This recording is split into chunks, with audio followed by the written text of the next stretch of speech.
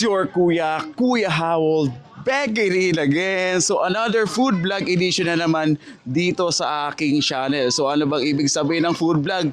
Kakain na naman tayo, guys. Mga nakakita ng post ko, mamimili ako ng tatlo maswerte na sasama dito sa food vlog edition ko.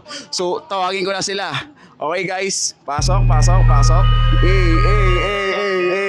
So eto, pakilala natin yung una. Yes, Ben from Bulacan. I'm Mark Rowie from Marulas. Okay. Kinakabahan ba kayo? Ako sa iyo. Ako kinakabahan din ako eh. So ang pangatlo, ayan yung nagka-cameraman. So anong pangalan mo? Jackie. Taga saan ka? Marulas City! Sarap. Tingin mo, makakailang extra race ka? Mga kasama yung ngayon, Oo. mga 2. Ikaw? Sa akin, medyo busog eh, mga 5. Hindi, balita ko kasi. Busog ka pa nun ha? Balita ko kasi may mami, ano ba tayo? Mami overload ba yung sasabi mo? Pares overload. Ayun yung mga pinagmamalaki nilang putahe dito. Kumbaga, etong kainan na to dito sa Valenzuela City, hindi pa dinadayo ng mga vlogger. So, ako pa lang yung unang vlogger na magbablog dito. Yeah! Kasi natuklasan mo yung yung pinakamasarap na kainan sa Marulas. Oo. Dahil gandahan dito sa kainan na to, hindi pa dinadayo ng vlogger, pero dinadayo na ng mga tao kasi sa sarap ng pares overload nila. Tsaka yung special. Mami special. Napagbabaliktad ko eh. So, ano pang inaantay nyo? Tara, food trip na! Ako po si Angelo Lakindanum, may-ari po nitong parisan. Kinuha ko pala yung pangalan ng parisan na to sa anak ko kasi sila yung mga naging inspirasyon ko sa buhay para magtayo nito. Yung Gios Pares, yun pala yung anak namin. Sa kanya nagsimula lahat kasi siya yung panganay namin kaya pinangalan na lang din namin sa kanya yung Gios Pares. Kung tutusin, hindi talaga planado. Parang biglaan lang lahat. Kasi nagsimula nga nung nakabili kami ng lamesa. Ayun nga yung lamesa namin na kahoy. Kaya yun, naisip niya na magpares kami. Dati po pala akong bartender, waiter sa QC. Yung amo ko, may parisan din siya. Doon ako na-inspired din sa kanya. At napansin ko dito na sunod-sunod na ang pagdating ng tao para kumain. At naisip kong tanungin sila kung ano ba ang binabalik-balikan nila dito. So ayun guys, mag-i-interview tayo dito ng mga customer. Ma'am, anong pangalan nyo ma'am? Michelle po. Madalas po ba kayo nandito ma'am? Apo, madalas po. Ma'am, bakit kayo bumabalik-balik dito? Anong dahilan ma'am? Kasi masarap dito eh, tas mura pa. May unli soup pa. Sir, bakit kayo bumabalik-balik dito sa Gios Parisan? Masarap eh, sa mura. Sulit yung binabayaran dito. Mura na busog ka pa, di ba? Mag-i-interview pa tayo ng isang customer. Ma'am, ano pangalan nyo po? Kate po.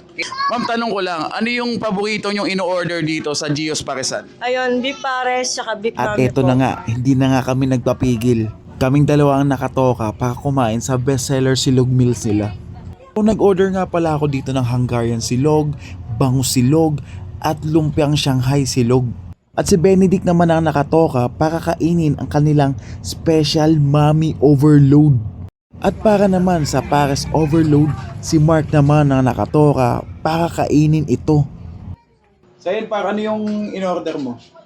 Itong in-order ko, ito yung pares overload. Ito grabe, napaka-solid. Pinagpapawisan ako. Then yung pinaka-overload niya na or sahog niya is overload talaga. Grabe, hindi kaya ng isang tao.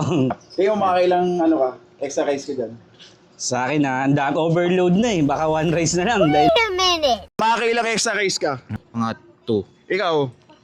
mga 5.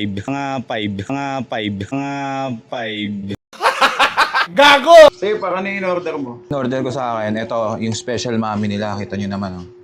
Since first time mo dito, ano yung judge mo sa sa pagkain nila dito? Kasi ayun yung mga nila best seller nila eh. Tingin mo. Kung ako, tiga malayo ako, worth it kasi yung biyahe. From Bulacan, tas pupunta ako dito. Worth it talaga. Tas talagang, sabi mo nga, babalik-balik tayo dito. Kasi sarap nung yung mismong dish, tapos yung serving pa niya, ang dami. Kaya sulit for, quality for the money ba, parang gano'n. Kanina, tiningnan ko kung paano nila ihanda yung order namin. At dito, makikita nyo kung gaano kasolid yung ipinagmamalaki nilang special mommy. Nilagyan siya ng gulay, beef, crispy baboy at sinamahan pa ng itlog. Itsura pa lang masarap na. At ito naman ang kanilang pares overload na sinisigurado kong hindi mo mauubos mag-isa. Sulit na sulit ang 150 pesos mo dito dahil meron na siyang bagnet, puso, chicharon bulaklak, beef at meron na ding taba. Yummy! So yan guys, tapos na kaming kumain. Grabe. Top out, top out. Wala akong masabi. Kumbaga, quality ng food, 10 out of 10. Sa dami nung serving, wala akong masabi. Kasi, alam mo yon, hindi ka na makapag-extra rice talaga. Halos isang rice lang makakain mo kasi sobrang dami ng serving. So, tanungin natin, yung feedback ng mga kasama natin. Grabe, sa susunod, sir. Ang dami kasi ng serving eh. Hindi kami makapag-rice. Ayun yung complaint namin, ma'am. Sobrang daming serving, hindi kami makapag-extra rice, ma'am. Kaya nga eh. Susunod, sir ha. Ayusin mo. Ito. Ito mukhang halata eh. Grabe. Hindi, siya yung kumain nung siya kumain ng Paris Overload eh. Anong masabi mo to sa Paris Overload? Wala ako talagang masabi. Pero napakasulit dahil literal na overload. Busog na busog talaga. Hindi ka na nakapag-extra rice eh, no? Hindi na.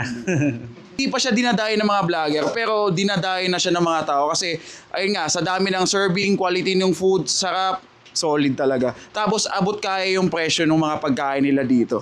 So, sir, invite natin yung mga nanonood, sir. In-invite ko nga po pala kayo pumunta dito sa aming munting parisan. Ulitin ko lang po yung location, number 72 Road to San Miguel, Marolas. So ayan guys, bilang pagkatapos, andito kami sa Gios Parisan dito sa Valenzuela City. Open siya ng 24 hours. So that's all for this vlog. Kita-kita kits. Kita-kita kits. Let's go. Ayun pala, di pa pala kami bayad. Sir, magkano pala yung namin, yung atraso namin, sir? Okay na yan sir, huwag niyo na pong bayaran. Grabe naman yun. Ito yung sagot pala ng kagutuman kahit wala kang pera. Kasi sa mga nanonood, mag-vlogger kayo. Libre yung pagkain. Sir, maraming salamat po. Tinanggap nyo ako dito at ako ang unang pinaka-vlogger na nagpunta dito. So, Problem, sir. thank you po, Sir Gio. Salamat. So, ayun lang po. Thank you, guys. Thank you. Thank you po, Kuya Howard. Thank you sir.